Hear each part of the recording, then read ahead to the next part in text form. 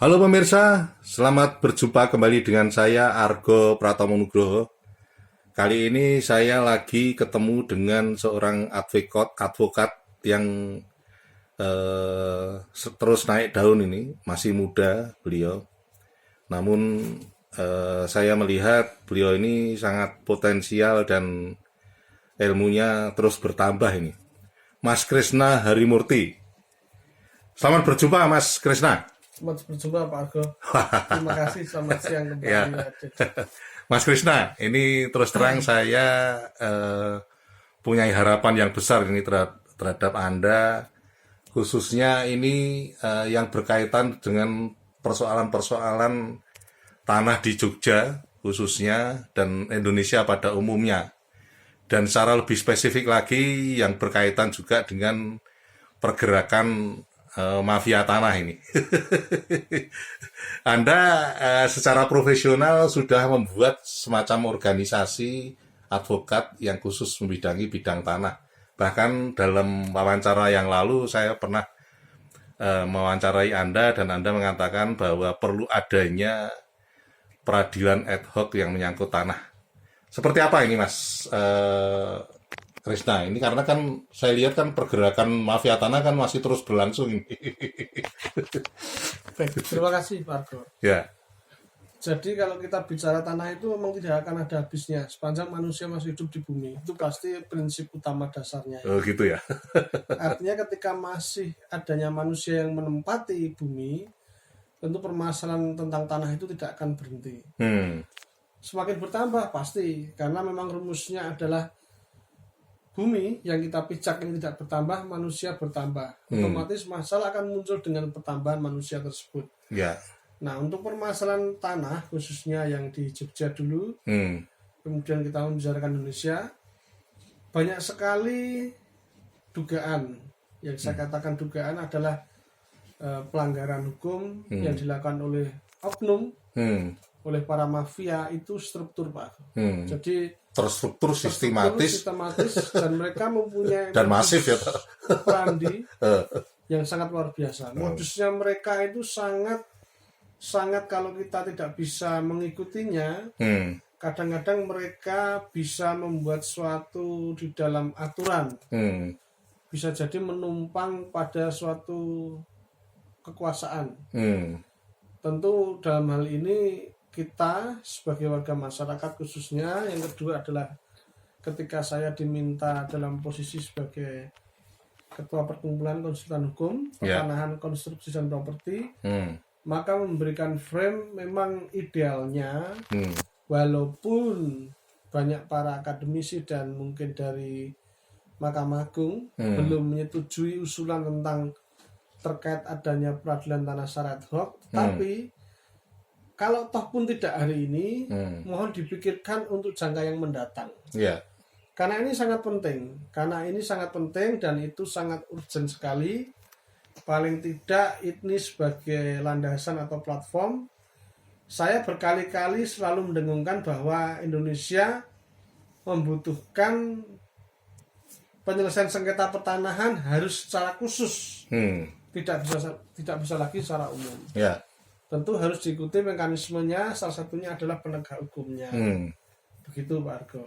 Jadi semacam harus ada kaisar-kaisar baru yang menyangkut pertanahan ini. Ya, artinya penegak hukum ini harus dibekali, kemudian harus bisa mengikuti perkembangan modernisasi ini, kemudian kulturnya masyarakat, perkembangan habitnya itu cepat sekali. Kemudian kadang-kadang antara kejahatannya dengan pengaturannya itu duluan masyarakatnya yang berkembang. Artinya yang dinamakan dengan mafia ini pasti terstruktur, sistematis, dan dia tidak bisa bekerja sendirian. Itu garis besarnya. Bahkan bisa masuk ke wilayah ranah hukum yang paling dalam itu ya. Ya, karena memang unsur-unsurnya mafia ini bisa mempengaruhi. Karena mempengaruhi ini sesuatu hal yang maka tentu harus ada. Bahkan kalau mafia tidak hanya mempengaruhi tapi malah mengendalikan, Thomas. Bisa jadi begitu. Dari awal mempengaruhi dulu, Pak. Oh gitu ya. Setelah bisa mempengaruhi baru bisa mengontrol. Baru mengendalikan. Maka saya secara spesial ketika Pak Argo memberikan tema, ini kan bisa dilihat berapa tahun mendatang. Ya. Dan rekaman ini saya meyakini bahwa semoga harapan kita bersama terkait dengan khususnya pertanahan ini, jangan sampai ada orang yang bisa dikontrol oleh mafia. Ya. Artinya penegak hukum. Ini yang kami harapkan.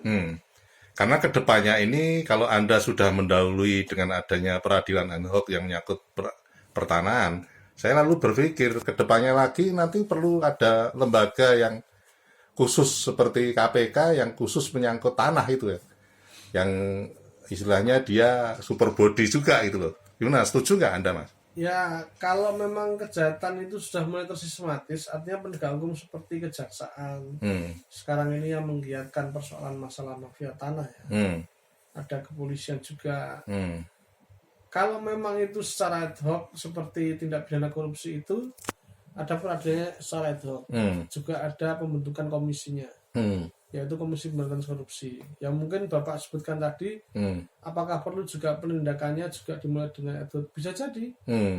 Karena memang proses yang namanya sengketa maupun proses penindakan khusus mafia tanah ini suatu kejahatan yang extraordinary crime juga. Kejahatan yang luar biasa juga. Ya. Maka kalau memang itu nantinya perlu sebagai suatu lembaga supervisi juga ada lembaga peradilan secara ad hoc, bisa jadi juga begitu.